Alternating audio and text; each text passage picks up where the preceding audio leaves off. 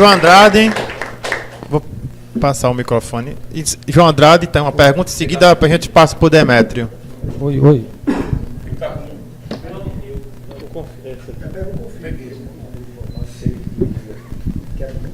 Oi, boa noite. Meu nome é João Andrade, a Anchela é uma amiga de longas datas de batalha. O Bosco que estou conhecendo agora.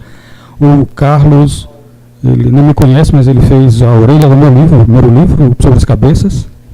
E eu queria saber o seguinte, dos três.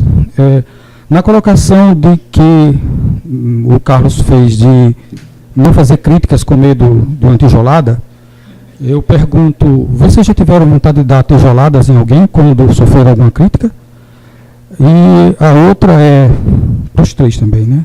Vocês não acham que pior do que não se comprometer em fazer uma crítica é esse corporativismo que tem na tal de eu te cito, você me cita, eu te elogio, você me elogia, que faz com que a gente termine entrando num ciclo de, acho que até vicioso, de não crescimento, de não exigência de ser melhor? É isso. Ok, obrigado, João. A gente pode começar com Aldo, e em seguida... Boa noite. Bom, a minha parte eu vou defender aqui. Prazer em conhecê-lo. O compadrio sempre existe em todas as esferas, isso em nível internacional, em nível nacional, e aqui na província, aqui na Paraíba, no Norte, Pernambuco, todo canto existe.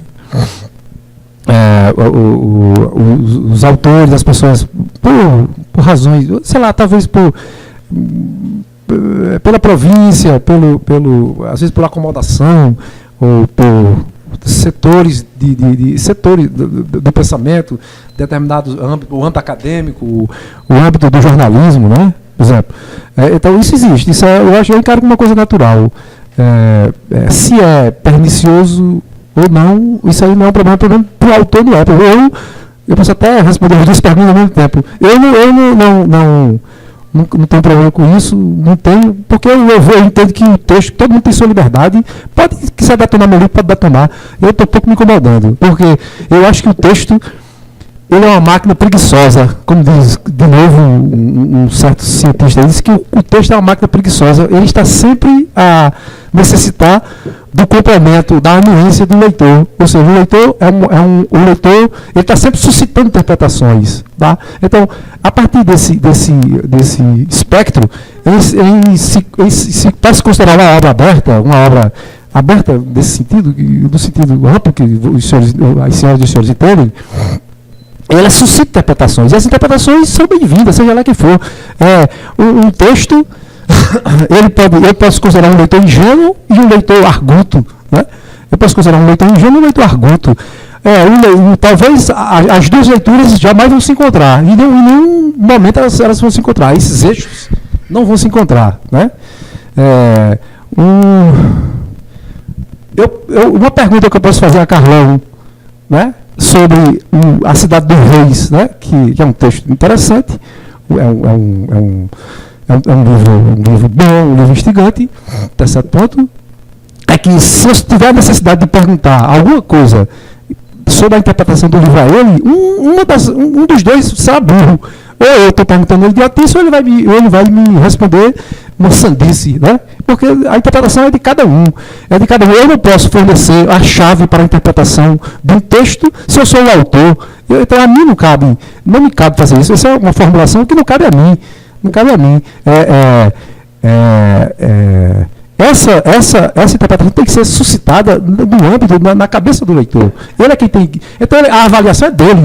Se o texto não satisfaz a ele, isso é um problema dele. Eu não estou me incomodando. Né? Eu não estou me incomodando com isso. É um problema especificamente do leitor. Do leitor. Ele é quem interpreta e ele é quem continua, dá continuidade à minha obra. Né? Se isso aí não satisfaz, mas satisfaz a outro. Tem vários matizes, leitores de vários tipos. Né? Eu vejo por aí, Não sei nem se eu esqueci ou se respondi a qualquer. Ok, obrigado.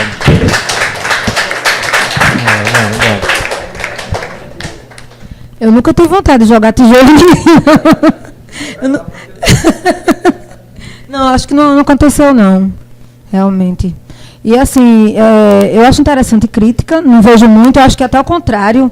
Não sei se foi Demetrio que falou uma vez, quem foi, que disse assim, quando a gente... Foi. Que você lança um livro, depois tem aquele movimento no dia do lançamento, depois não se fala mais. É como se ele deixasse de existir. Então, é até bom, né? Porque as pessoas estão lendo, estão discutindo, e as interpretações são interessantes. João Andrade é que tem uma história interessante para contar, de um poema dele, que uma pessoa chegou assim, João, gostei muito daquele seu poema espírita, depois conta essa história. Ou seja, porque o leitor... Diga aí. Essa que você falou em espírita, um autor disse que todo escritor, quando escrevesse um livro, devia morrer, que é para poder não atrapalhar o texto. Sabe? Então não está respondendo nada. Isso não é palavra minha, não. Isso é um autor que... Pois exatamente. Mas ele disse o seguinte, que todo autor, terminou um livro, morra, para não atrapalhar o caminho do texto. Eu achei isso maravilhoso. Ei, João, depois conta a história do poema espírita, é ótimo. Não está com o microfone aí? Não. Pois quer dizer, é interessante que as pessoas falem, né, comentem, interpretem. Professor, cadê o outro? Mas a minha questão é mais a questão da crítica. Eu queria... A ausência de uma crítica e o corporativismo e se auto-elogiar. Essa questão... É verdade. Às vezes a gente tem medo de magoar o amigo, né? E finda que a gente conhece praticamente todo mundo. Fale, professor. Eu queria falar sobre crítica. Esse livro aqui, o Poetrix, ele foi rodado no Brasil todo, né, pelo PNBE. E eu li uma crítica sobre ele, porque ele é para adolescente. Então, o crítico dizia o seguinte, que tem 2 versos aqui, diz assim, um fala assim, ladainha, política, promessas em versos, pura prosa, política. O outro diz assim, Braille, em toques suaves, tateio e leio cada página do teu corpo. A crítica dizia que os 2 poemas eram, que foi um deslize do autor, que não devia estar na obra, que era para adolescente, porque um tratava de política e o outro de sexo. Então, essa crítica, eu vou dar uma tijolada no cara desse? Não, de jeito nenhum. Porque, na verdade, a crítica, às vezes, ela se equivoca. Porque quem diz que um adolescente não pode ouvir falar em política? Quem diz que um poema não pode... Ainda mais dessa maneira que é um jogo de palavras, né? Política, prosa, promessas em versos, pura prosa, quer dizer, é um trocadilho. E tatear e ler a página do corpo é uma coisa poética, é uma maneira de namorar. Então o crítico não tem nada, às vezes o crítico erra de longe, dando um tiro de chumbeira e erra, entendeu?